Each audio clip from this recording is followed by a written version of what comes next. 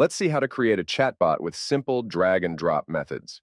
On the Botstacks page, click the New Botstack button at the top right. Start by giving your new Botstack a name and then click Create. On this page, you will see the Start node already placed on the canvas. The Start node represents the start of the conversation that is initiated by the user. Let's drag and drop an LLM node on the canvas, and then connect the Start node with the LLM node. LLM stands for Large Language Model, and it generates human-like texts and conversations using GPT.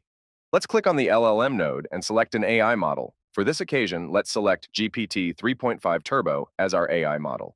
Then check this box that says Use Knowledge Base to describe the main role of your chatbot.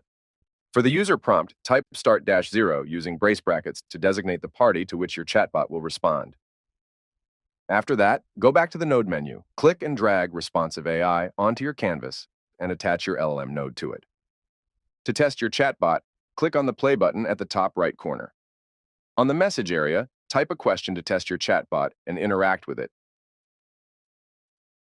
You will receive a performance report of your chatbot at the bottom.